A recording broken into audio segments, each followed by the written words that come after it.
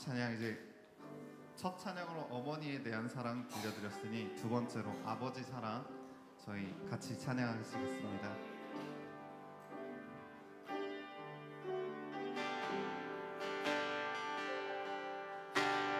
아버지 사랑 내가 노래해 아버지 은혜 내가 노래해 그 사랑 변함없으신 거짓없으신 성실하신 그 사랑 상한 갈 때 꺾지 않으시는 젖어가는 등불 끄지 않는 그 사랑 변함없으신 거짓없으신 성실하신 그 사랑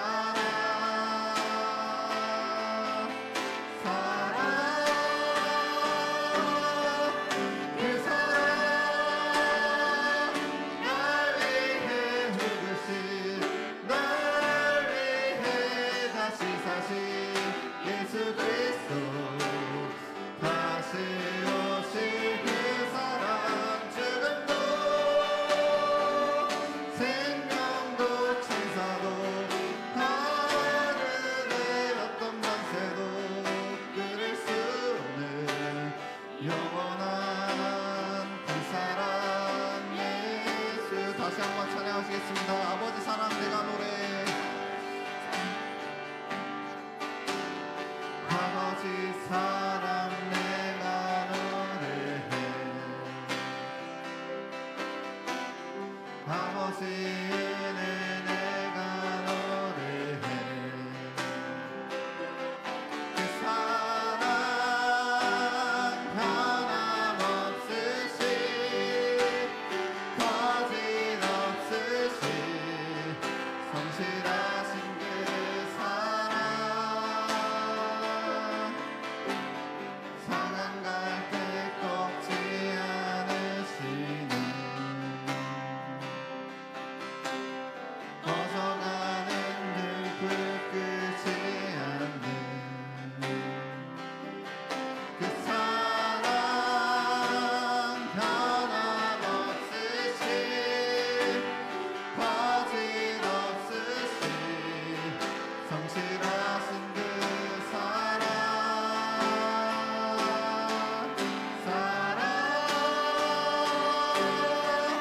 그 사랑 날 위해 죽으신 날 위해 다시 사신 예수 그리스도 다시 오실 그 사랑 죽음도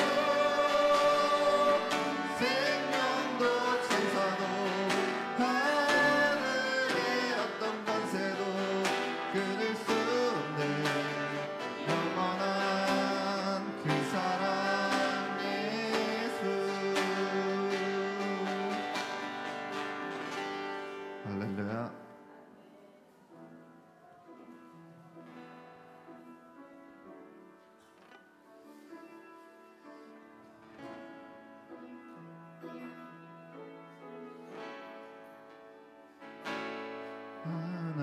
하나님의 사랑을 사모하는 자 하나님의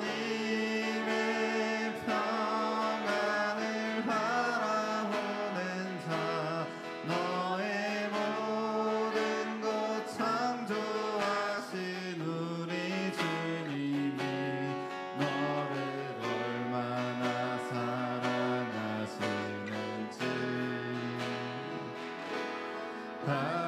하나님께 찬양과 경배하는 자 하나님의 선하심을 닮아가는 자 너의 모든 것 창조하신 우리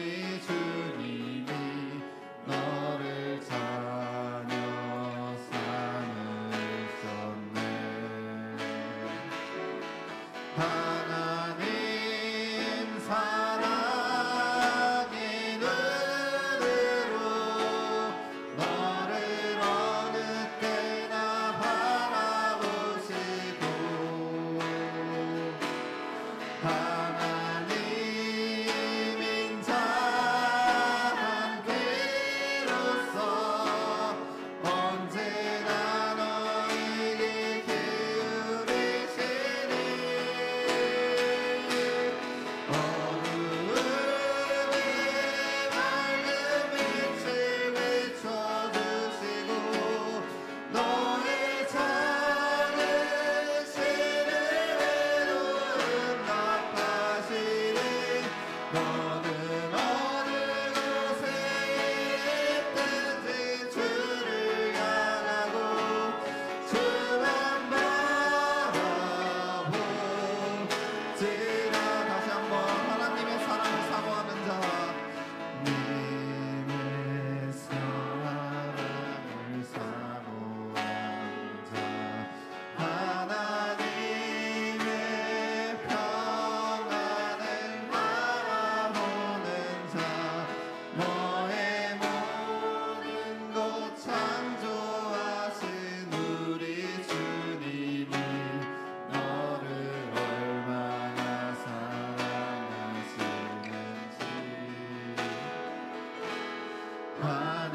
하나님께 찬양과 경배하는 자 하나님의 선하심을 닮아가는 자 너의 모든 것 창조하신 우리 주님이 너를 사며 삼으셨네. 하나님 사랑의 눈으로 너를 어느 때나 바라보시고 하나님 인자한 귀로서 언제나 너에게 기울이시니 어두움에 맑은 빛을 비춰주시고 너의 작은 시를 외로움 답하시니 너는 어느 곳에 있든지 주를 향하고 주만 바라보지라. 주만 바라볼지라. 주만 바라볼지라.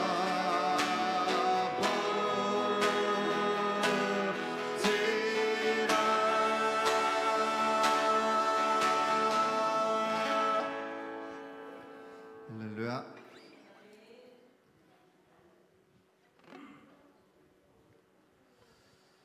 마지막 찬양 저희 같이 찬양하시겠습니다.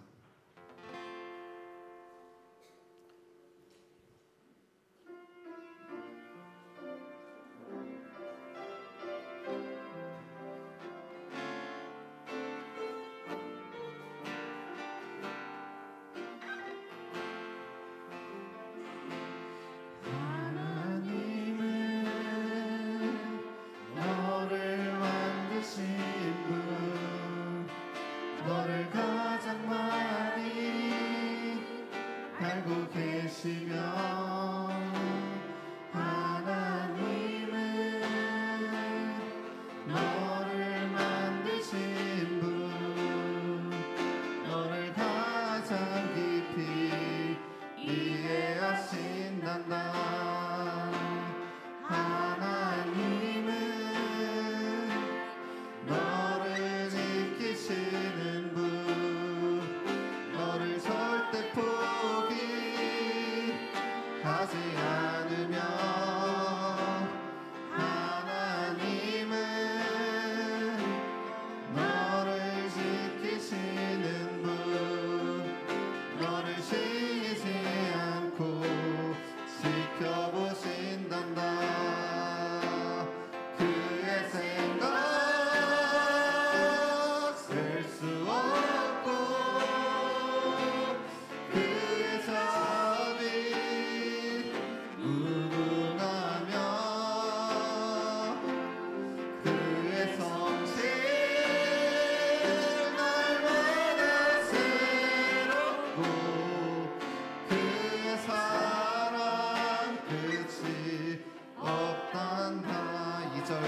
찬양하시겠습니다.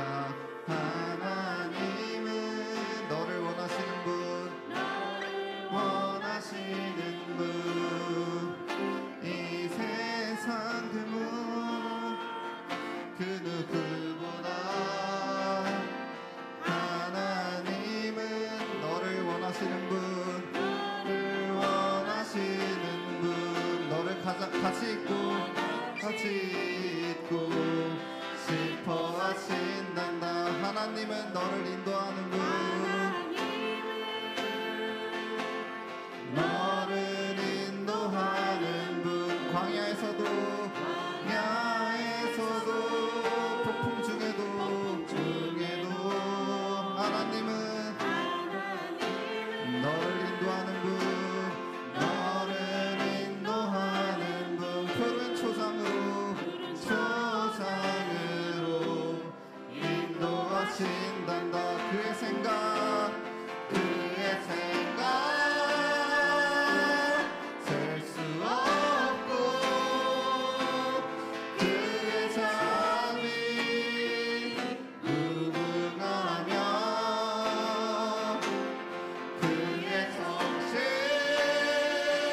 날마다 새롭고, 그의 사랑 끝이 없단다. 그의 생각 셀 수 없고, 그의 생각 셀 수 없고, 그의 잠이 무궁하며 그의 성실 날마다 새롭고, 그의 나라 끝이 없단다.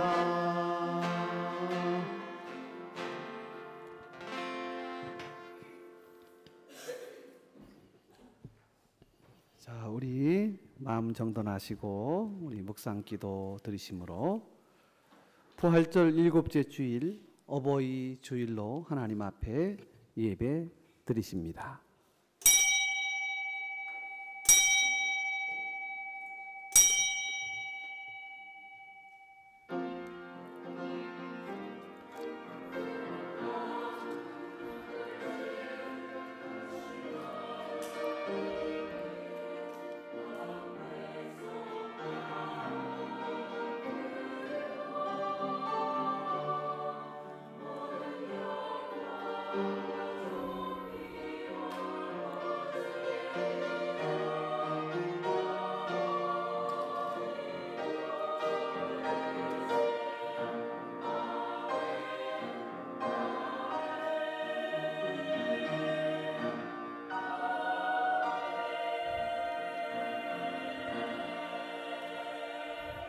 오직 여호와는 그 성전에 계시니 온 땅은 그 앞에서 잠잠할지니라.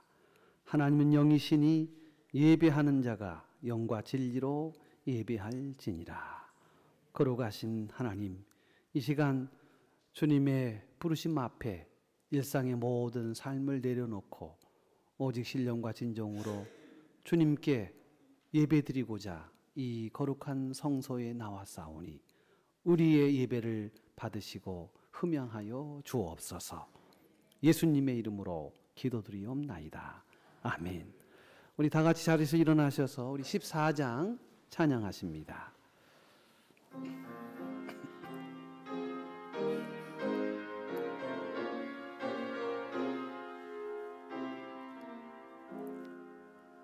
주리 하나님 하늘에 계시니 온 천하 만민 주 앞에 찬송하네.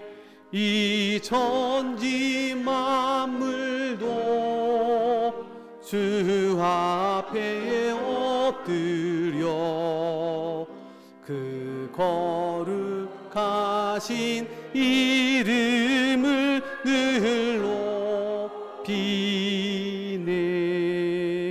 주 언약하신 곳 끝까지 지키니 저 하늘나라 향하여 곧 가리라.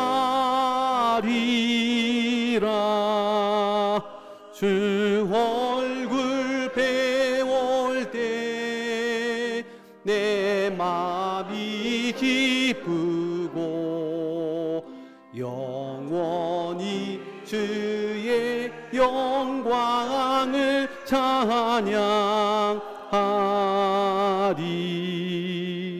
왕의 왕 되신 주 하늘에 계시니 이 세상 죄악을 이기신 그 주 예수.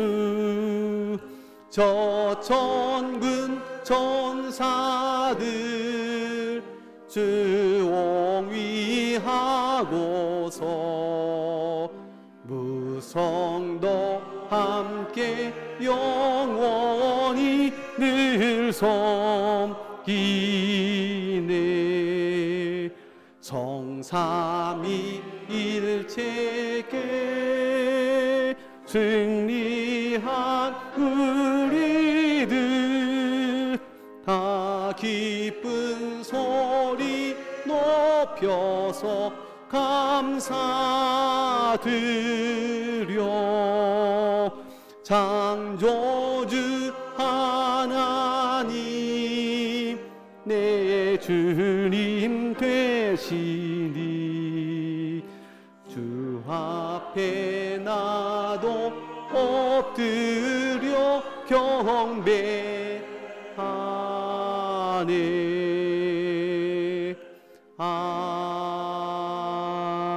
아멘. 사도신경으로 신앙을 고백하십니다. 전능하사 천지를 만드신 하나님 아버지를 내가 믿사오며 그 외아들 주 그리스도를 믿사오니 이는 성령으로 잉태하사 동정녀 마리아에게 나시고 본디오 빌라도에게 고난을 받으사 십자가에 못 박혀 죽으시고 장사한 지 사흘 만에 죽은 자 가운데서 다시 살아나시며 하늘에 오르사 전능하신 하나님 우편에 앉아 계시다가 저리로서 산자와 죽은 자를 심판하러 오시리라. 성령을 믿사오며 거룩한 공회와 성도가 서로 교통하는 것과 죄를 사하여 주시는 것과 몸이 다시 사는 것과 영원히 사는 것을 믿사옵나이다. 아멘. 우리 교동문 98번입니다.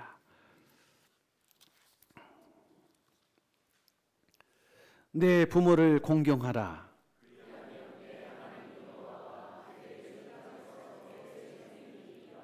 내 아들아, 내 아비의 훈계를 들이며 내 어미의 법을 떠나지 말라.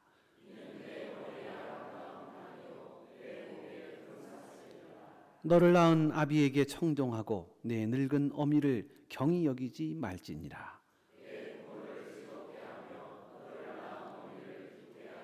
자녀들아, 주 안에서 너희 부모에게 순종하라. 이것이 옳으니라.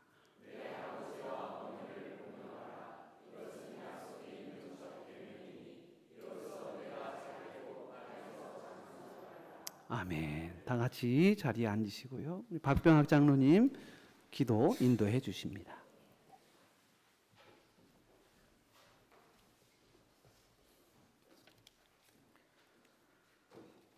사랑과 은혜가 충만하신 하나님 아버지, 죄와 어둠에 매였던 인생들에게 복음의 빛을 비춰주시고 완숙한 그리스도인을 향한 소망을 갖게 하시니 감사를 드립니다.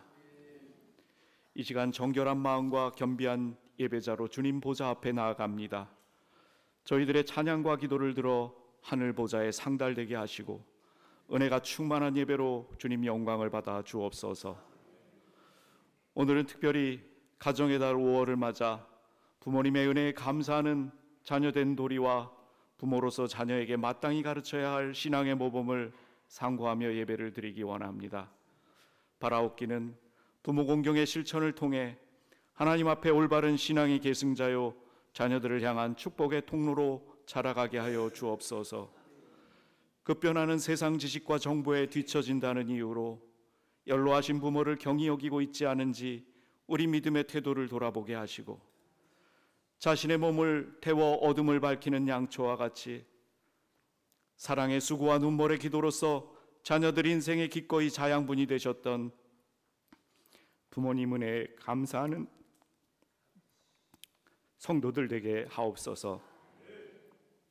자녀된 자로서 광야 같은 인생길 나 혼자 힘으로 걸어왔노라는 자만과 어리석음에 빠지지 않게 하여 주시옵고, 지금의 내 모습과 내 모습에 있기까지 부모의 헌신과 사랑의 수고가 귀중한 토양이 되었음을 깨달아 알게 하옵소서.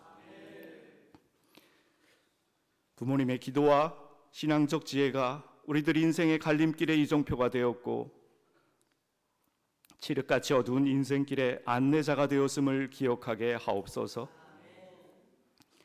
간절히 바라옵기는 부모님 은혜에 감사하고 공경하는 삶을 통해 하나님을 경외하는 지혜에 더 깊이 더 가까이 들어가게 하시어 우리 영혼의 아버지 되시는 하나님 앞에 온전한 예배자로 나아가게 하여 주옵소서. 그리하여 부모를 공경하면 땅에서 잘되고 장수하리라 말씀하신 주님의 약속 있는 첫 계명의 복을 성취하게 하시고, 자녀들뿐만 아니라 온 세상 사람들에게 약속을 성취하시는 하나님 아버지의 신실하심을 증거하는 성도로 살아가게 하옵소서. 사랑의 주님, 부모된 자로서 자녀들에게 신앙의 모범이 되지 못한 죄 또한 고백합니다. 자녀들 앞에서 하나님과 온전한 연합을 이루는 삶의 모범을 보이지 못하고 세상의 명예와 유익 앞에 힘없이 굴복하면서도 입술로만 하나님의 자녀로 살아가라며 신앙의 껍데기만을 가르쳤던 저희들의 불신앙을 용서하여 주옵소서. 고통에 신음하며 눈물로 호소하는 자녀들의 절규에는 귀 기울이지 않고 오히려 자녀들이 어리석다고 강인하지 못하다고 나무랐으며 소망으로 인내하기보다는 느리다고 채근하며 타박했던 부모 시대의 세대의 죄악을 용서하여 주옵소서. 혹 자녀들이 폭풍 후 이는 바다 위에 홀로 남겨진 듯한 환난을 만나거나 가시덤불과 같은 세상의 근심 염려에 주저앉을 때라도 이제는 그들의 어리석음과 유약함을 탓하지 말게 하시고 자녀들을 품에 안고 위로하며 함께 기도의 자리로 나아가 주님의 은혜와 능력을 구하며 길을 찾아가는 신앙의 부모가 되게 하여 주시옵소서. 나아가 우리 가정이 오직 여호와 하나님만 섬기겠노라는 여호수아의 신앙 고백을 따르게 하시고 주의 가정 위에 악을 분별할 줄 아는 지혜와 세상을 이기는 굳센 믿음을 허락하시어 이어지는 세대마다 복의 복을 더하여 주시고 믿음 위에 믿음을 더해가는 은혜를 누리게 하옵소서. 또한 이 땅의 교회가 세상을 향한 하나님의 구원 계획과 교회의 사명을 외면하지 말게 하시고 십자가 은혜와 부활의 능력으로 시대의 어둠을 밝히고 세상을 치유하는 사명을 감당케 하옵소서. 가정을 세우시고 생육하며 번성하라 명하신 주님 말씀을 되새기며 결혼 기피와 저출산으로 쇠락해가는 우리나라 사회 문제 해결에 관심을 갖고 우리가 할 일들을 찾아 기도하는 교회가 되게 하시고 하나님을 경외하는 위정자들이 세워지게 하시고 백성들의 눈물과 애환을 씻어주는 소통과 화합의 정치가 복원되어 결혼이 기쁨이 되는 나라가 되게 하시고 출산이 모두의 소망과 행복이 되는 나라가 되게 하옵소서. 주님을 예배하는 몸된 제단에서 생명수 샘물이 솟아나 강물을 이루게 하시고 그 은혜의 강가의 시절을 쫓아 과실을 맺는 나무들로 풍성하게 하시며 그 물이 생명의 바다가 되어 온 위의 지역을 덮을 때 구원과 복과 치유와 회복의 역사가 날마다 더하는 복된 교회가 되게 하옵소서. 다음 세대를 이어갈 주일학교 어린이와 중고등부 학생 청년들을 양육하는 전도사님들을 은혜로 허락하셨사오니 맡겨주신 영혼들을 주님의 장성한 분량까지 자라게 하는 사역 위에 30배, 60배, 100배의 열매를 맺게 하시며 믿음의 다음 세대를 세워가는 사명에 충성할 수 있도록 영육간의 강건함을 더하여 주옵소서. 원치 않는 육신의 질고를 신음하는 환우들을 위해 기도합니다. 은혜로 수술을 마친 주의 자녀가 온전히 회복되게 하시고 병고와 노안으로 투병 중에 있는 주의 백성들을 권능의 오른손으로 고쳐 주옵소서. 애통하고 자복하며 주님 앞에 엎드리는 상한 심령들은 임마누엘 주님의 위로와 평강의 복을 더하여 주시고 절망의 자리에서 일어나 치유와 회복의 기쁨을 맛보게 하시며 그 은혜의 간증을 통해 살아 역사하시는 주님을 증거하게 하여 주옵소서. 말씀을 전하시는 목사님 위에 성령의 능력을 7배나 더해 주시기를 원합니다. 선포하는 입술과 그 생각 위에 지혜의 영을 더하여 주시옵고 선포하시는 말씀마다 아멘으로 화답하는 주의 백성들에게 생명 양식이 되게 하시어 우리들 삶의 능력의 지팡이가 되게 하시고 사탄의 공격을 제압하는 여호와 니시의 막대기가 되게 하여 주옵소서. 말씀에 의지하는 성도의 발걸음이 세상을 향할 때 믿음의 사명이 더 선명하게 각인되게 하시고 우리의 일상이 하나님께 올려지는 산제사가 되게 하여 주옵소서. 찬양대의 찬양을 기쁘게 흥망하여 주시고 예배를 돕는 손길들을 주님 은혜로 갚아주실 줄 믿사오며 부활의 첫 열매 되심으로 영원한 생명을 선물로 주신 우리 주 예수 그리스도의 이름으로 간절히 기도하옵나이다. 아멘.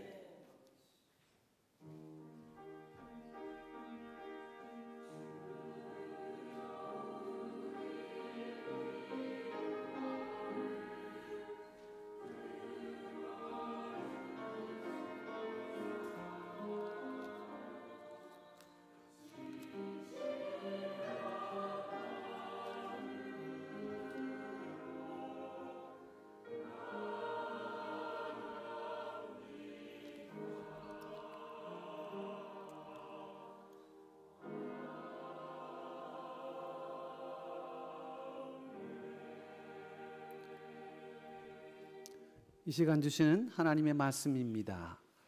신약성경 골로새서 3장 20절입니다. 여러분의 성경 327쪽입니다.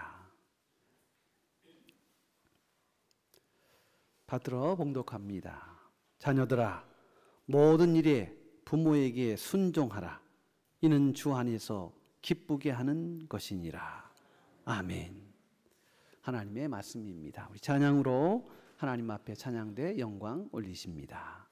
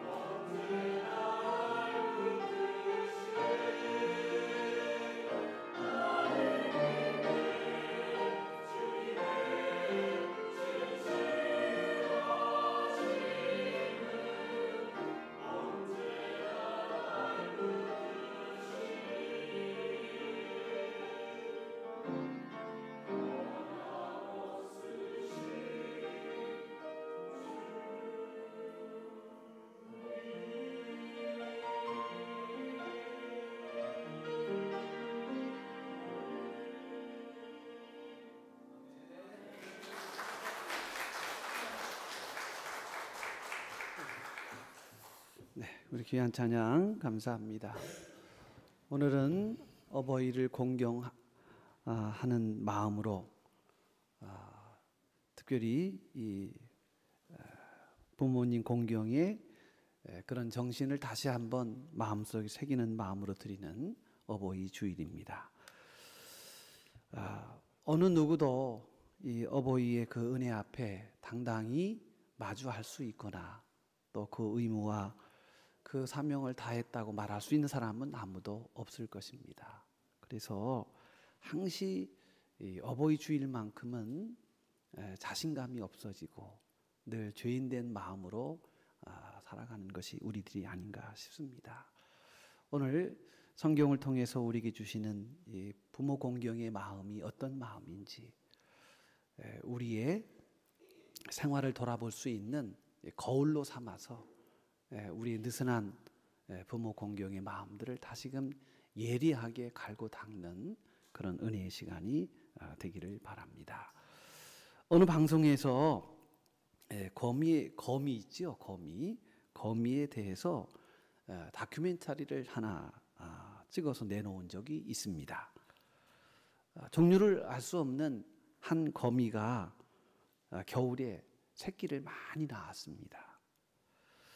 그런데 겨우 내내 이 어미 거미가 그 거미집에서 나오지를 않습니다.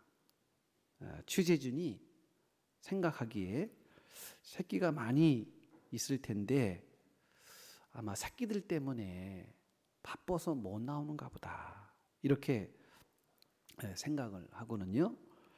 그러나 궁금하기도 해서 그 거미집을 조심스레 헤쳐보았습니다.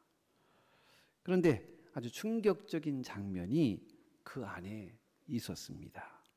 그 거미집 안에 보니까 조그마한 새끼 거미들이 그냥 바글바글바글하게 그렇게 하고 있었는데 어미 거미는 껍질만 남은 채 죽어 있었습니다.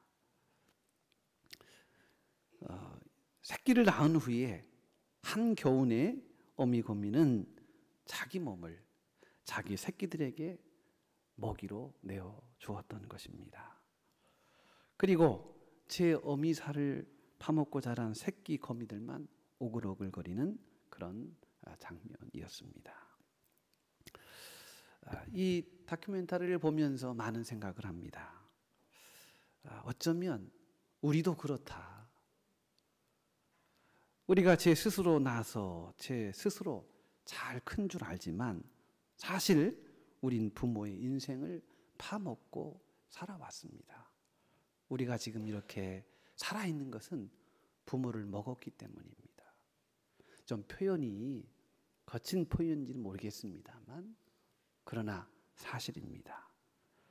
소중한 어머니의 생명을 파먹었습니다. 그 어머니의 목숨을 담보로 우리는 세상에 태어났습니다. 또한 어머니 행복과 젊음을 저당 잡아 우리가 성장을 해 온 것이죠. 어느덧 시간이 흘러 우리가 젊고 활기 있게 살아갔을 때쯤이면 어머니는 그 젊고 아름답던 모습은 어느새 쪼글쪼글해버린 후의 모습입니다. 얼마나 안타깝습니까? 내가 이렇게 성장하고 잘 사는 것은 사실은 아버지의 피 때문임도 명심해야 합니다. 아버지에게도 청춘이 있고 욕망도 있고 꿈도 있었을 텐데 자식들을 건사하느라 그 모진 경쟁에서 살벌한 직장 상사의 수모에서 늘 아닌 척, 괜찮은 척 희생하며 살아온 것입니다. 그 대가로 우리가 이렇게 건재한 것이죠. 사랑하는 성도 여러분, 이처럼 우리는 부모님의 생명과 젊음의 희생으로 우리는 여기까지 오게 된 것입니다. 그것을 인정하라는 거예요. 여러분, 효가 무엇입니까? 부모님이 이렇게 나를 위해 희생하고 헌신했다는 사실을 인정하는 것, 그것이 바로 효의 시작입니다. 언젠가도 말씀드렸습니다만 교육학자인 이 꾸주마 박사가 그 젊은 엄마로서 직접 세 아이를 키우면서 자신의 경험담을 통계로 내어보았습니다. 1살, 3살, 5살 난 이 아이를 키우면서 하루에 그 일상적인 루틴의 삶이 어떠한가를 한번 이렇게 살펴보았어요. 그랬더니 1살, 3살, 5살 난 아이를 키우면서 하루에 한 일은 32번의 기저귀를 갈고 71번의 숟가락을 아이의 입으로 날랐고 화장실 변기에서 노는 아이들을 13번 밖으로 끄집어냈고 옷에 음식물을 흘리거나 똥을 싸서 18번 옷을 갈아입혔고 그네를 밀어준 것이 623번이었으며 따지고 보니까 어마어마하더라고요. 여러분, 자녀들은 스스로 크는 게 아니에요. 부모님들의 사랑과 정성으로 이렇게 자라나는 것입니다. 양육을 받은 거예요.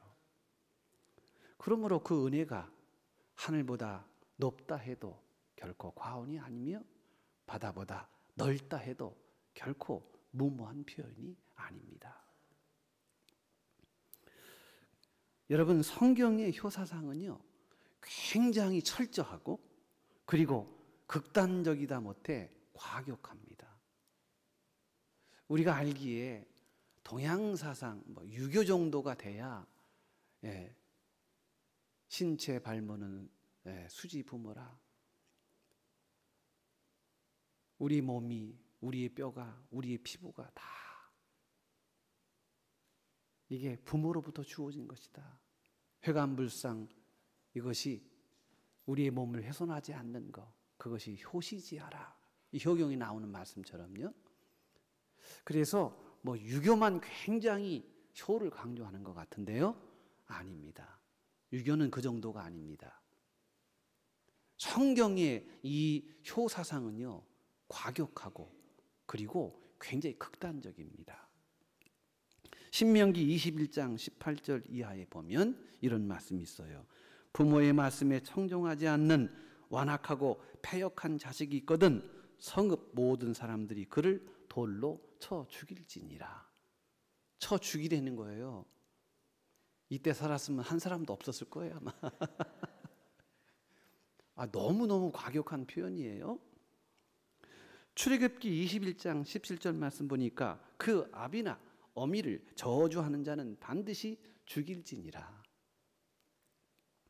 잠언서 3장 17절 말씀 보니까 아비를 조롱하며 어미를 순종하기를 싫어하는 자의 눈은 골짜기의 까마귀에게 쪼이고 독수리 새끼에게 먹히게 할지어다. 아니 여러분, 이 정도의 망발을 한다면 여러분 이게 믿겨지십니까? 과연 성경에서 이렇게 말한다는 게 여러분 믿겨지십니까? 그런데 성경이 이렇게 왜 강경하고 그리고 과격하게 효에 대해서 이런 표현들을 했을까요? 그것은요 부모 공경의 연장이 곧 하나님의 공경이라고 보기 때문이에요. 무슨 말이냐 하면 눈에 보이는 부모들 섬기지 못하는 것들이 무슨 보이지 않는 하나님을 섬길 수 있느냐? 그것은 어느 도단이다. 그것은 절대로 이치에 맞지 않는다는 거예요. 눈에 보이는 부모를 공경하지 않는 자는 절대 눈에 보이지 않는 하나님을 공경할 수 없다고 본 것입니다. 그러나 그것이 사실입니다. 눈에 보이는 부모에게 순종하는 자만이 공히 눈에 보이지 않는 하나님께도 순종할 수 있다고 보는 것입니다. 그러니까 육신의 어버이이신 부모님에 대한 효와 영혼의 아버지이신 하나님에 대한 공경이 본질상 같다. 이렇게 성경은 보는 것입니다. 그래서 기독교의 효사상은 유교를 비롯한 동양의 그 어떤 전통 사상보다도 엄격하고 절대적입니다. 그래서 여러분, 기독교는 너무 개인주의적이고 효도를 오히려 불효를 조장하는 종교다. 그런 식으로 말을 만드는 사람들을 여러분은 주의하셔서 보셔야 합니다. 왜냐하면 저들은 성경을 아무것도 모르는 사람이기 때문입니다. 주님을 보십시오. 죽음 앞에 놓고도 죽음 앞에서도 내 뜻대로 마옵시고 아버지의 원대로 하시옵소서. 저 골고다 언덕에 오르시기 전날 밤 그 겟세마네 동산에서 아버지여, 죽고 싶지 않습니다. 그러나 내 뜻대로 마시고 아버지가 죽으라 하시면 죽겠습니다. 여러분, 우리 예수님은 효의 근간이세요. 아버지이신 하나님의 뜻을 순명하기 위하여 자기 목숨까지도 아낌없이 들이신 분입니다. 주님 같은 효자 없으십니다. 십자가에 달려 지금 숨이 넘어가는 순간임에도 제자 요한에게 어머니 마리아를 부탁합니다. 나의 어머니다. 너에게 부탁한다. 그 발가벗은 몸으로 저 골고다 언덕에서 피 흘리며 이제 영혼의 골수까지 빠지기 시작한 그 순간, 그 밑에서 죽어가는 예수를 바라보는 어머니 마리아를 향하여 어머니 하면서 요한에게 어머니를 부탁합니다. 그래서 요한이 마리아를 평생 끝까지 모십니다. 그래서 예수님의 12 제자 중에요, 제일 오래 산 사람이 누굴까요? 이렇게 물어보면 그냥 그게 답인 거예요. 생각할 필요도 없어요. 요한이 제일 오래 살았습니다. 나머지 제자는 십자가에 달려 죽거나 목매 죽거나 목이 잘려 죽거나 다 순교하였지만 오직 요한만이 자연사했습니다. 아마도 예수님께서 요한에게 어머니를 극진히 대하라고 마지막 말씀하신 유언 때문이 아닌가 싶습니다. 여러분, 정말 주님 같은 효자 없습니다. 주님은 진정한 효의 모범을 보이신 분이십니다.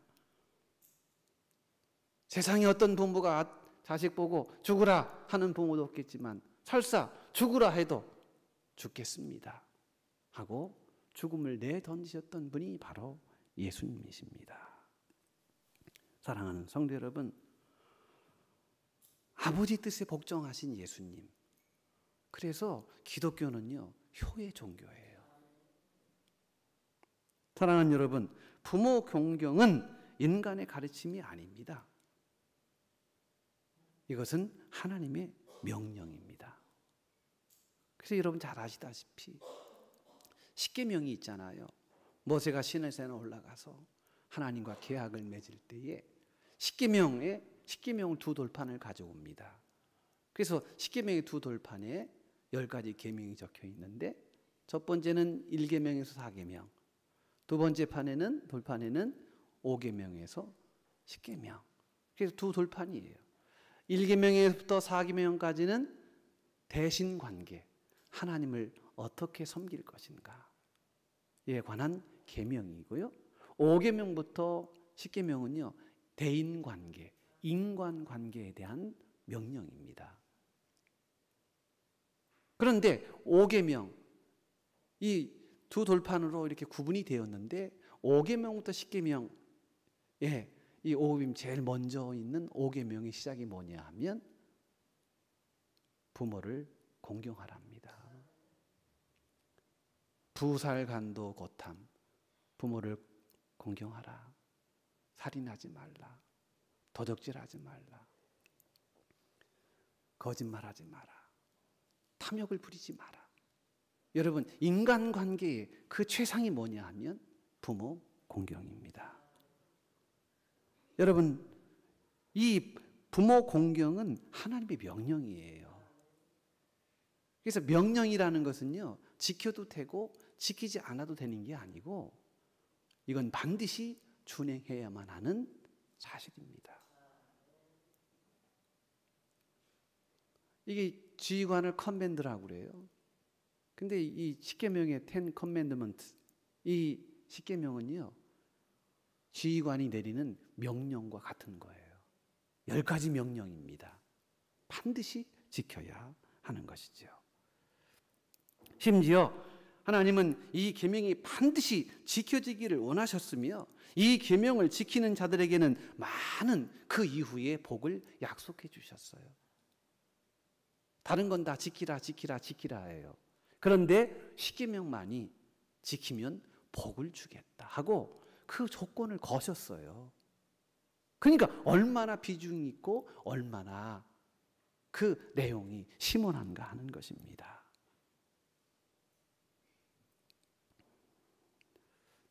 부모 공경을 제대로 하는 자가 하나님을 제대로 공경할 수 있는 것입니다.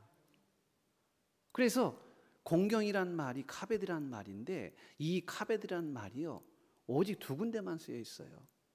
하나님을 공경하라 할 때 한 번이고요. 부모를 공경하라 할 때 공경이에요. 두 번밖에 없어요. 그러니까 부모의 포지션이 하나님의 포지션과 동격이라는 거예요. 눈에 보이는 하나님이 부모인 거예요. 보이지 않는 하나님이 여호와 하나님이신 거고요. 오늘 우리가 이 말씀을 들으면서 나를 낳아주시고 키워주신 부모님의 은혜를 기억하며 특별히 우리의 가슴속에 새기면서 부모 공경의 삶을 유효하게 지금 드러내며 살아가고 있는가를 보자는 것입니다. 우리가 부모님을 어떻게 잘 모실 수 있을까요? 부모 공경을 어떻게 하면 잘할 수 있을까요? 영원한 숙제입니다. 여기에 성공한 사람도 없고 그렇다고 당당하게 이렇게 했습니다라고 자랑할 수 있는 그런 강심장도 없습니다. 그러나 성경은 말합니다. 어떻게 하면 우리가 부모 공경을 하나님의 계명을 잘 지킬 수 있을까? 여러분 첫 번째 부모님께 순종하는 것 이게 부모 공경의 가장 바른 첩경이라는 것입니다.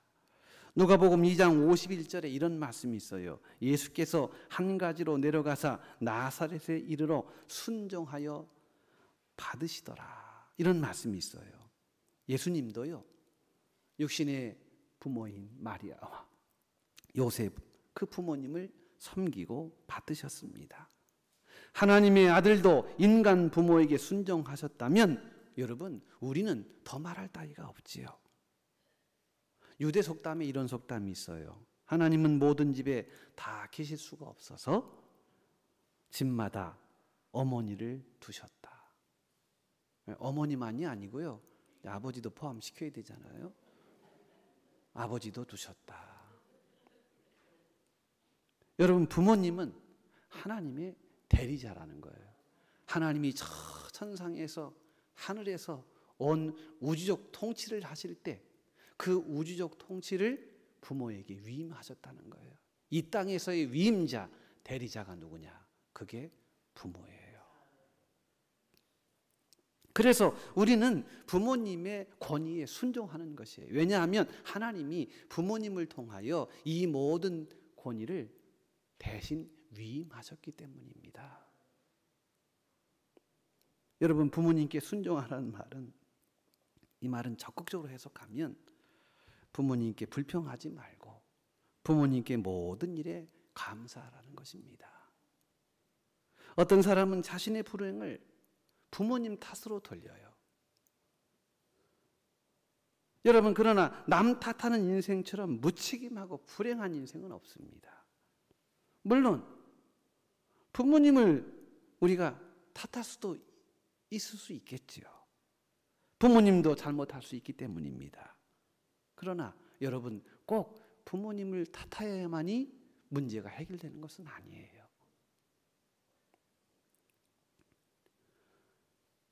부모님을 통해 반면교사를 얻을 수도 있는 것입니다. 어떤 자녀들은 부모에 대해서 원망을 일방적으로 퍼붓습니다. 부모님이 내게 해준 것이 무엇이 있습니까? 하고 부모님에 대한 원망을 끊임없이 품어댑니다. 왜 이런 원망이 나올까요? 자꾸 받을 생각을 하기 때문에 그렇습니다. 여러분, 이미 부모님이 자식에게 다 준 거예요. 다 준 거예요.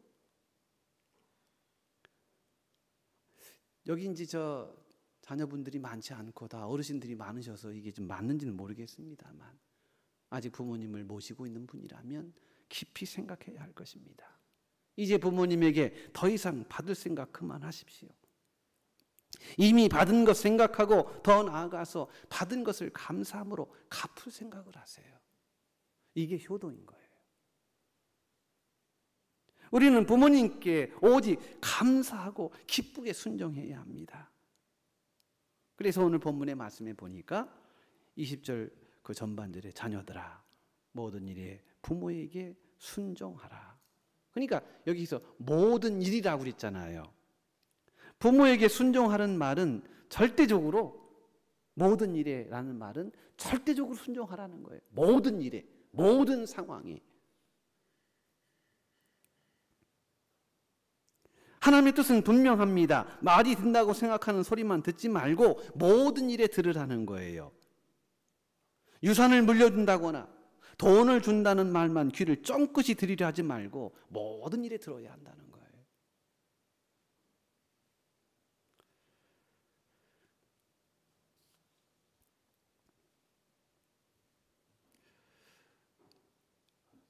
성경에 보니까 이삭의 이야기가 창세기에 나옵니다.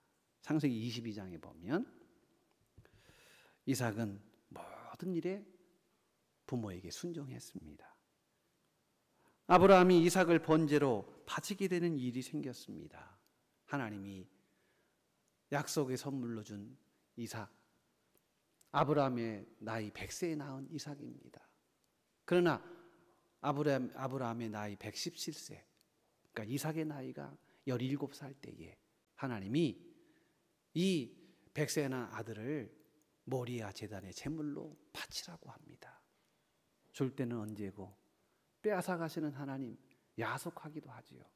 아니, 젊었을 때 난 아들도 아니고 나이 100살에 경수도 끊기고 더 이상 대를 이어갈 수 없을 만큼 다 무너진 그 육신에서 하나님이 겨우 씨 하나를 만드셔서 주신 생명이라면 얼마나 금이야 오기야 하겠습니까? 그런데 하나님이 아브라함에게 얘야 그 아이를 내게 다오 하고 말씀합니다.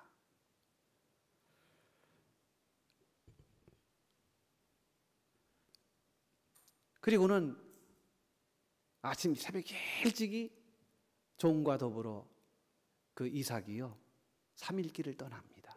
모리아 제단으로 가요. 그런데 한 가지 의아한 것은 그때 나이 이삭의 나이가 17세였다면 건장한 청년 아니에요. 아버지가 칼을 들고 목을 따려고 하는데 여러분 나이 117살에 할아버지가 칼을 드는 것도 문제이거니와 이 칼 들고 나를 베겠다고 하는 그런 모습을 본 이삭의 입장은 어땠을까요? 아버지 왜 이러세요? 이성을 차리셔야죠. 이게 웬일입니까 아버지? 얼마든지 그 건장한 청년의 몸으로 아버지의 그런 모습을 제지할 수 있고요. 강제적으로도 얼마든지 아버지를 압도할 수 있었단 말이에요. 그런데 성경은 그런 구석 하나도 없습니다. 아버지 노망 드셨네요. 이제 가실 때 된 것 같아요. 어떻게 자식에게 이렇게 할 수 있습니까? 얼마든지 그렇게 대항할 수 있지만 심으로 아버지를 제압하지 않았습니다. 그리고는 아버지 알겠습니다. 그리고는 순수히 장작더미 위로 올라가서 누워버렸어요. 여러분 이게 순종이라는 거예요.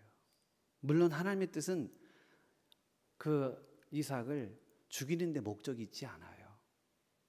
아브라함의 믿음을 보시는 것을 원하셨던 거예요. 그런데도 불구하고 아브라함의 믿음도 크지만 저는 이삭의 신앙이 더 크다. 이 더 큰 신앙, 이삭의 신앙이 하나님의 마음을 움직인 거예요.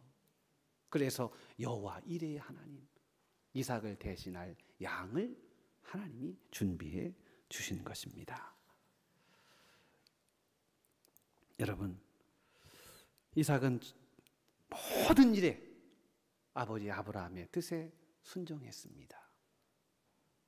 오늘날 사회 법도가 무너지는 가장 큰 이유는 무엇일까요? 효가 무너졌어요. 오늘 우리 사회에 효를 말하는 것은요, 이미 봉건주의 사고로 그렇게 내쳐져 버렸어요. 효? 그런 얘기 안 하더라고요. 그런 얘기하면 젊은 애들이 싫어할까 봐, 우리 애들 또 싫어할까 봐 눈치 보고 있는 것이 대부분입니다. 여러분, 그러나 아셔야 됩니다. 이 효는 우리가 대접받기 위한 것이 아니고요, 하나님의 명령입니다. 이 효가 세워져야, 그래야 질서가 세워지고, 그래야 건강한 사회가 되는 것입니다. 사랑하는 성도 여러분, 늘 부모에게 순종하시는 여러분 되시기를 바랍니다. 자녀들아, 에베소 6장 1절이에요. 자녀들아, 주 안에서 너희 부모에게 순종하라. 이것이 옳으니라. 부모 순종이 옳다는 거예요. 우리 젊은 사람들, 부모 순종이 옳아요, 틀려요? 젊지 않으셔서 대답 안 하시는 것 같은데, 부모 순종이 옳은 거예요. 이 말은 알레테이아, 진리라는 거예요. 부모 순종이 진리예요. 어떤 자녀는 부모님은 나만큼 지식도 없고 배우지도 못하였다 하여 부모님을 아주 우습게 하는 그런 잔챙이들이 있더라고요. 그건 잔챙이들이에요. 그래서 순종하려 하지 않습니다. 여러분, 그러나 성경은 말합니다. 어찌하든지 부모 순종이 진리다. 부모 순종이 옳으니라. 여러분, 부모로서 가장 슬픈 때가 언제냐면 자식이 머리가 다 컸다고 따지고 대드는 거예요. 어느 순간에 이제 이것들이 그냥 여기서 여기까지 올라와 가지고 이것들이 까불고 있단 말이에요.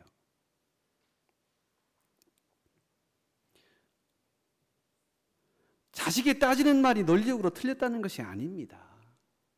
그러나 부모를 그렇게 대우해서는 안 된다는 말이에요. 잠언 23장 25절에 너를 낳은 아비에게 청종하고 내 늙은 어미를 경히 여기지 말지니라. 부모님이 좀 무식해도, 배운 것 없어도, 실력 없는 것처럼 보여도 그 말씀에 청종하라는 말이에요. 그 말씀에 귀를 기울이라는 말입니다. 그 부모님의 말씀을 잘 듣고 순종할 때 그것이 하나님이 그것이 옳은 일이야 하고 하나님이 판정을 하신다는 겁니다. 여러분, 요새 젊은 사람들, 어르신들이 이기지 못하죠. 어떻게 이겨요? 완전히 AI 같은 머리로 기계적으로 대드는 이런 애들하고 어떻게 논리로 싸우냐고요. 아는 것도 많고 배운 것도 많고 요새 애들만큼 이렇게 아주 그냥 영악한 천재들이 세상에 더 없어요. 어떻게 아이들을 이깁니까?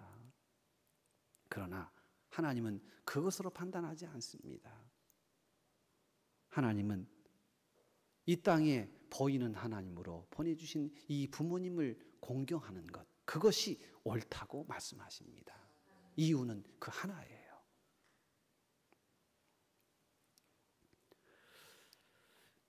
오늘날 사회가 이렇게 혼란하게 되고 가정이 깨지고 그리고 질서가 이렇게 혼돈스러운 이유는요, 이 효의 정신이 증발됐기 때문이에요.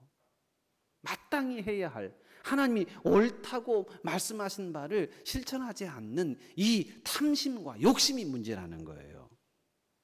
가끔 보면, 제가 어제도 인터넷 신문을 보니까 부모님이 유산 분배를 큰형하고 작은 애에게 나눠줬는데요, 큰형한테 더 줬대요. 그래서 작은 아들이 나이가 50인데 머리에 하이바가 막 뜨겁게 달가져가지고요, 왜 형은 더 주고 나를 차별하느냐.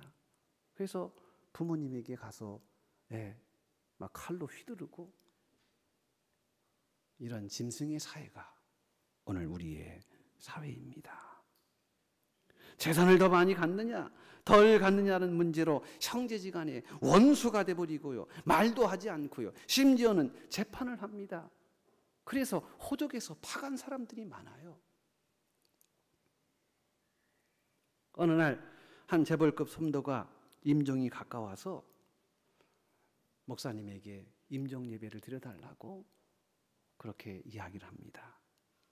그래서 마지막 임종 예배를 드리는데 옆방에서 우당탕탕 소리가 나더라는 게 막 싸우는 소리가. 그 목사님이 아니 지금 이렇게 임종 예배를 드리는데 저 옆방에서 왜 다투는 소리가 나냐고. 그랬더니 임종을 앞둔 분이 눈물을 글썽이면서요.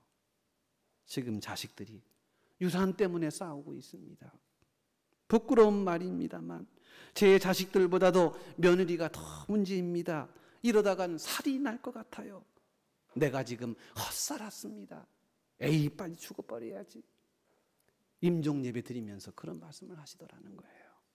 얼마나 비참합니까? 탐심을 버려야 합니다. 유산의 유자도 생각하지 말아야 합니다. 유산을 조금이라도 누리는 자식은 불효자식인 거예요. 제가 이렇게 말씀드려서 너무 죄송합니다만 여러분 잘 생각하셔야 됩니다. 물론 유산이 주어지면 받아도 되지만 유산을 노리는 태도는 나쁜 태도라는 거예요.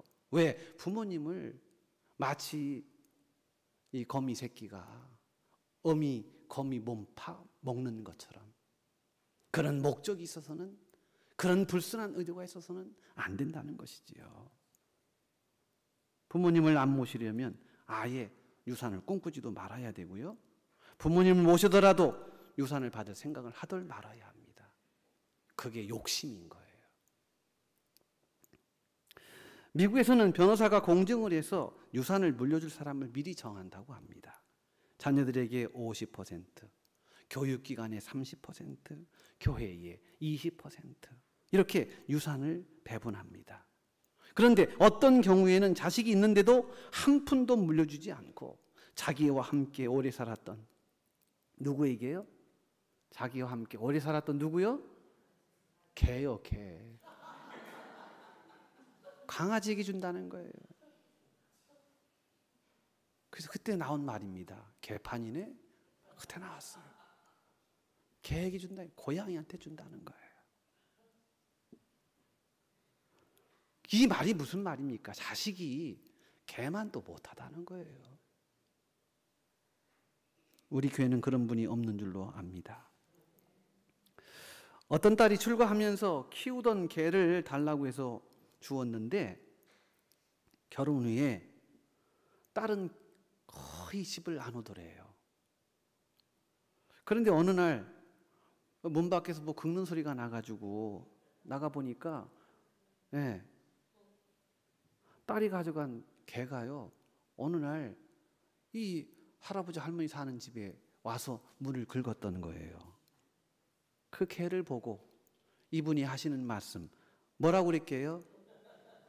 뭐라고 그랬게요? 네가 개가 딸보다 낫다. 그래서 그 개를 데리고 살았답니다. 이처럼 개도 주인의 은혜를 잊지 못하는데 자녀가 부모의 은혜를 갚을 생각은 하지 않고 부모님이 뼈 빠지게 번 것 가지고 서로 가지려고 부모 앞에서 싸운다면 그건 천벌을 받는 것이지요. 섹스피어가 이런 얘기를 했다고 합니다. 아비가 누더기를 걸치면 자식은 모르는 척하지만 아비가 돈 주머니를 차고 있으면 자식들은 효자가 된다. 그래서 효도 받으려면요, 돈, 경제권을 주지 말라는 거예요. 제가 이런 얘기까지 하면 안 되잖아요.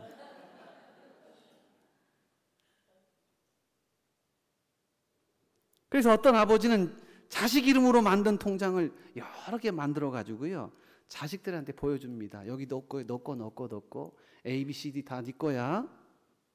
그리고는 안 준대요. 돌아가신 다음에 자식들 주려고.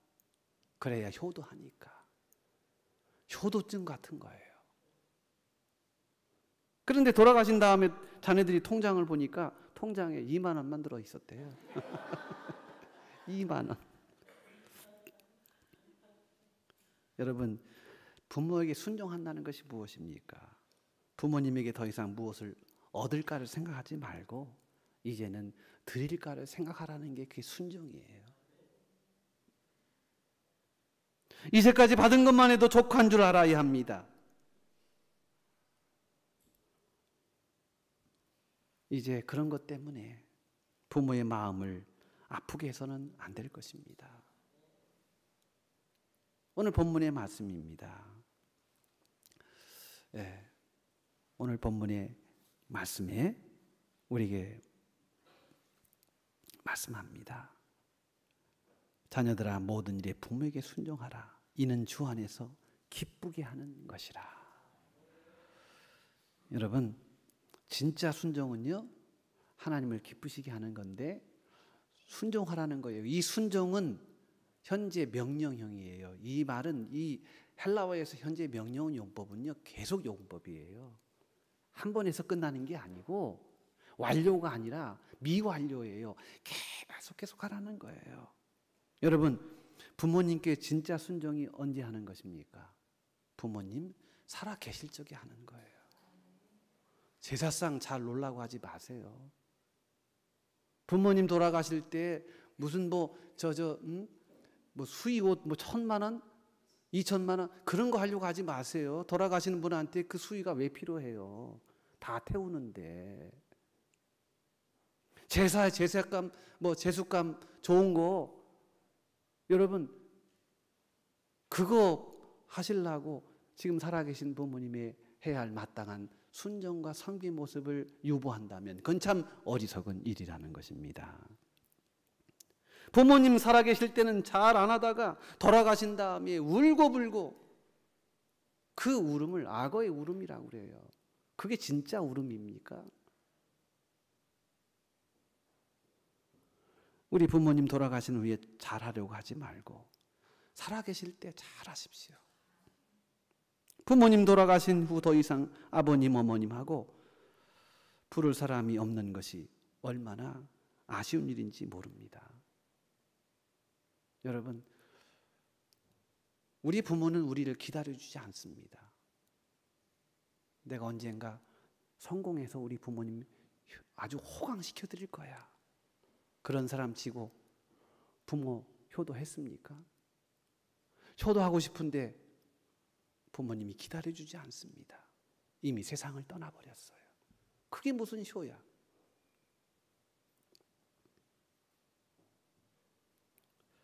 부모님 살아계실 적에 효도하시는 여러분 되시기 바랍니다. 효도할 때 개념적으로 하지 마시고요. 물질로 봉양하세요. 물질로 부모님을 봉양하지 않는 죄는 이런 것은요 가짜예요. 가짜. 부모님에게 용돈도 드리고 부모님에게 쓸 돈도 드려야 합니다. 어머니 사랑하는 거 제가 알지요. 그런 가짜 말로 사탕 발림하면 안 돼요. 여러분 11조 하는 것만큼 부모님에게 드리세요. 그게 효요.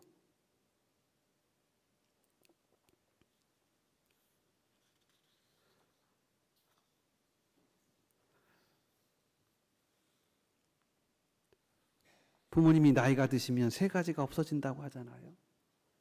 나이가 들면 힘이 없어지고 돈이 없어지고 형편이 없어진답니다. 그러니까 필요한 것을 채워드려야 돼요.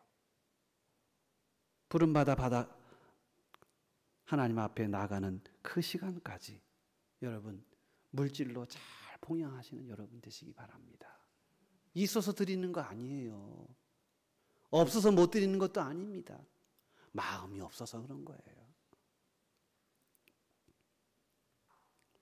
창세기 47장 12절에 보면 요셉의 이야기가 나와요. 요셉이 형들에게 미움받잖아요.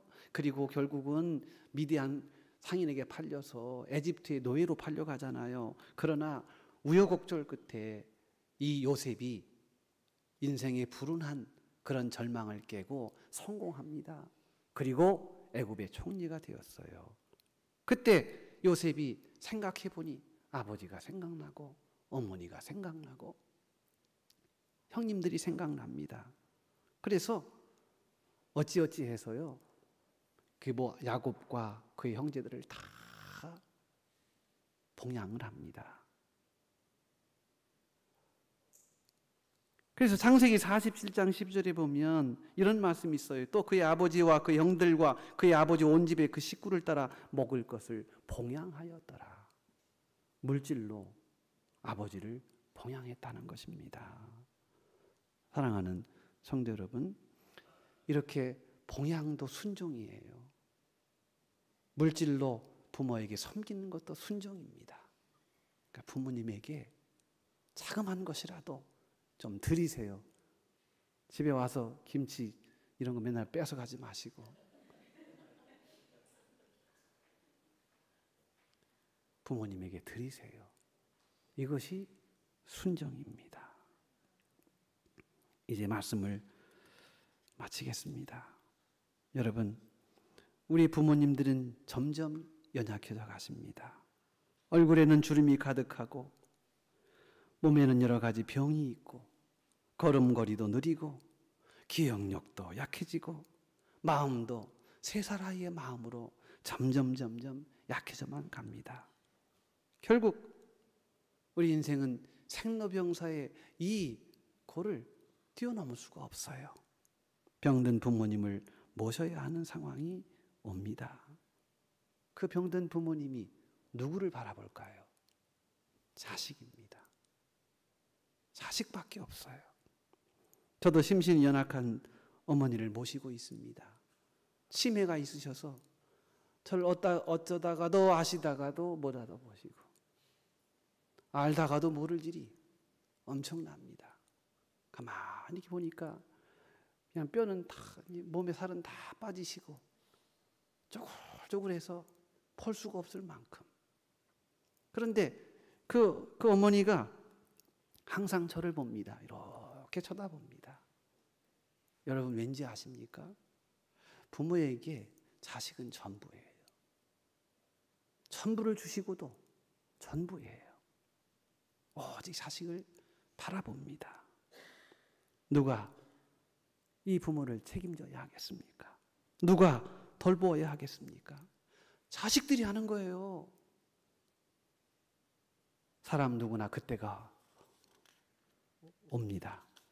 지금 어린아이도 그때가 오고 지금 청소년도 그때가 오고 지금 청년도 그때가 오고 지금 장년도 그때가 옵니다. 반드시 옵니다. 저나 여러분이나 반드시 약할 때가 옵니다. 내가 부모를 공경하면 그것이 하나님이 기뻐하신 일이래요. 공경하세요. 이는 주 안에서 기쁘게 하는 것이니라. 하나님이 이걸 기쁘신다. 오늘 장로님 울음샘을 터뜨려 주셨어요. 그래서 제가 사실은 어떤 마음으로 올라와야 되나 마음이 뭉클했는데 먼저 터쳐 주셔서 제가 이렇게 담대해진 거예요. 사실은 얼마나 그 마음이 아름답고 하나님이 아름다운 그 섬김의 마음을 보실 줄로 믿습니다. 너는 내 하나님 여호와께서 명령한 대로 내 포물을 공경하라. 그리하면 내 하나님 여호와가 내게 준 땅에서 내 생명이 길고 복을 누리리라. 신명기 5장 16절 말씀이에요. 부모 순종의 이 섬김을 통하여 이 땅에서 잘 되고 이 땅에서 형통한 우리 모든 효자 성도들이 다 되시기를 주님의 이름으로 축복합니다. 주님 감사합니다.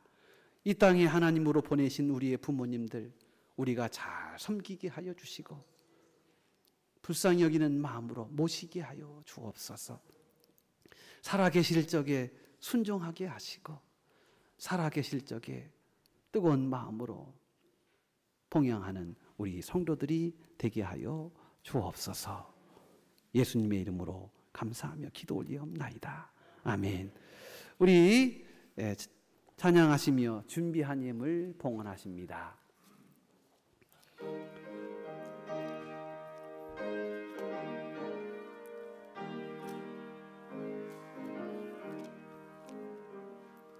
하나님의 뜻을 따라 태어난 생명 이를 세라 다지세라 가슴 조이며 갖은 수고 온갖 고생 모두 바쳐서 어머니는 지성으로 나를 키우셨네. 잘 자라서 이 세상에 소금이 되고 어서 커서 어두운 세상 빛이 되라고. 자나깨나 오직 한마 빌고 또 빌던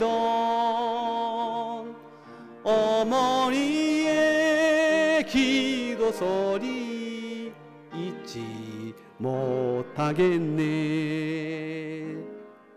나를 위해 고운 얼굴 주름이 지고 나를 위해 검은 머리 휘어졌으니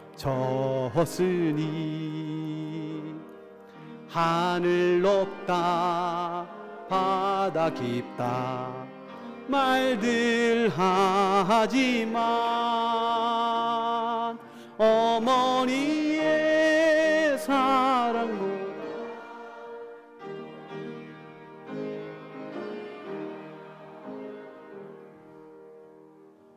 은혜로우신 하나님, 우리에게 아름다운 가정을 주시고 또 부모를 주시고 자녀를 주셔서 이 땅의 천국의 귀한 삶을 살아갈 수 있도록 베풀어 주신 은혜에 감사합니다. 어버이 주일을 맞이하여 이 땅에 보이는 하나님으로 우리에게 주신 부모님을 기억하며 부모님의 그 모든 희생의 삶을 생각하며 이 시간 예배하였습니다. 우리 성도들도 하나님의 뜻이 부모님의 순종하는 것에 있음을 알고 부모님께 마음을 다하고 정성을 다하여 순종하고 공경하는 효자 성도들이 다 되게 하여 주옵소서. 감사함으로 귀한 예물을 봉헌합니다. 이 땅에 사는 동안 주님 필요한 것들로 채우시되 주의 부으시는 은혜 속에 부족함 없게 하여 주옵소서. 우리 성도들의 건강 지켜주시고 또 앞날을 인도하여 주시오며 종들이 꿈꾸고 계획하고 소망하고 비전하는 모든 범사의 일들이 늘 주 안에서 형통케 되게 하옵소서. 물질을 얻고자 땀 흘리고 수고하였나이다. 주님 위로하여 주시고 새로운 은혜를 덧입혀 주셔서 주의 도우신 가운데 더욱더 주님의 종들의 앞길이 열려지게 하시고 그 영광이 하나님의 은혜가 끊어지지 않는 복된 가정 되게 하옵소서. 주님께 드렸사오니 주님 받으시옵고 연약한 종들 또 질병과 질고로 인하여 고난받는 우리의 종들을 기억하여 주시오며 주님의 피 묻은 포일의 손길로 안수한 자라여 주시사 하나님의 역사하심으로 늘 강건하게 하여 주옵소서. 주님의 이름으로 분별하여 바친 이 예물을 주님께 드리오니 주님 받아 주옵소서. 예수님의 이름으로 기도드리옵나이다. 아멘.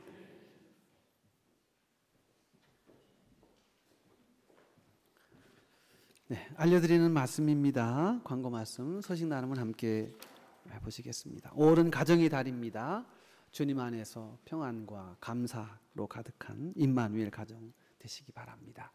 오늘은 어버이 주일입니다. 말씀드린 바와 같이 살아계신 부모님께 공경하고 부모님의 말씀을 순종하는 우리 귀한 효자, 효녀 성도들이 다 되시기를 바랍니다. 오후 예배는 목장 예배로 드리겠습니다. 새벽 예배는 강해 설교로 여호수아를 하고 있습니다. 여러분 많이 참여해 주시고 금주 수요일은 공휴일인 관계로 수요 새벽 예배, 수요 예배, T 성경 공부는 금요 수요일에는 쉬겠습니다. 금요 한미든 기도회가 매주 금요일 오후 8시에 있습니다. 여러분 많이 참여해 주시고 또 우리 재직들 특별히 깨어서 기도하셔서 또 하나님의 은혜를 구하는 시간 되시기를 바랍니다. 5월 가정의 달을 맞아 우리 이남신도의 주관으로 가족 사진 촬영을 진행합니다. 개인 사진도 가능합니다. 우리 성도님들의 많은 참여 바라고요. 또 이 일을 위해서 우리 김학래 집사님께서 아주 큰 일을 하고 계시는데 다시 한번 감사의 말씀을 드립니다. 5월 중으로 아마 맞춰야 될 것 같으니까 여러분 잘 스케줄을 맞추셔서 주일날 함께 사진을 촬영해 주시기 바랍니다. 우리 24-1기 새가족 모임이 예배 후에 있습니다. 같이 식사하시고 또 함께 나눔을 하겠습니다. 꼭 기억하시고 참여해 주시기 바랍니다. 우리 다음 주일 설교는 우리 김철우 협동 목사님께서 말씀을 전해 주시겠습니다. 다음 주일은 성령 강림 주일입니다. 하나님의 놀라운 성령의 역사하심이 새롭게 우리 가운데 임하시기를 간절히 갈망하는 시간 되기 바랍니다. 다음 주에 제가 토요일에 청주 서북교회 재직 수련회 세미나를 제가 인도를 합니다. 위에서 기도해 주시기를 바랍니다. 우리 김영희 권사님, 나성인 권사님 가정에서 지난주에 우리 나금숙 집사님 그 규성이라고 셋째 남자아이를 낳았는데 너무 감사해서 손주 주심을 감사하며 오늘 공동체 식사 때에 떡을 함께 나누도록 하셨습니다. 맛있는 떡을 제공해 주신 우리 김영희 나성영 할아버지께 감사를 드려야 될 것 같아요. 할머니께 감사를 드려야 될 것 같아요. 여러분 축복해 주시고 함께 은혜를 나눠 주시기를 바랍니다. 우리 옆에 있는 분들과 인사 한번 나누시죠. 주의 사랑으로 사랑합니다. 사랑합니다. 감사합니다. 네, 감사합니다. 우리 다 같이 자리에서 일어나셔서 우리 찬양하십니다. 우리 김철우 목사님 나오셔서 축도해 주시기 바랍니다.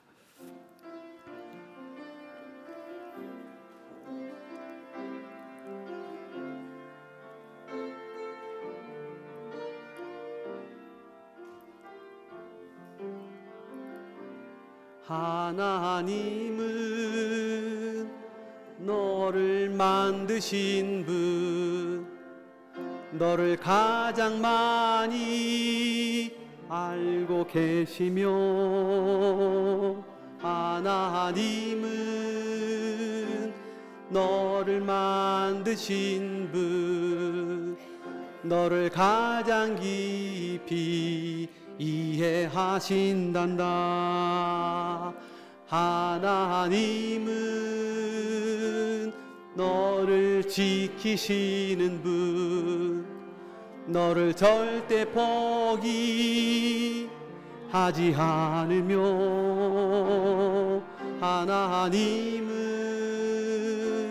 너를 지키시는 분, 너를 쉬지 않고 지켜보신단다. 그의 생각 셀 수 없고 그의 자비 무하며 그의 성실 날마다 새롭고 그의 사랑 끝이 없단다.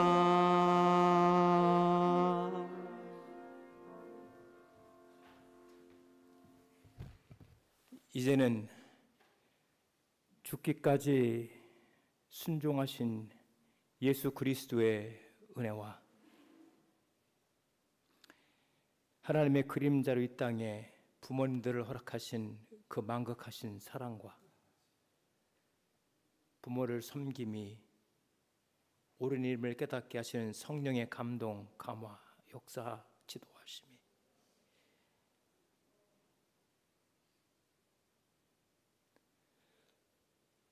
눈에 보이는 부모님을 이제라도 잘 섬기기로 작정하는 신실한 주의 백성들 머리 위에 저들의 찾아 손손 위에 생업 위에 피로 세우신 몸된 교회 위에 이제부터 영원토록 함께 있을지어다.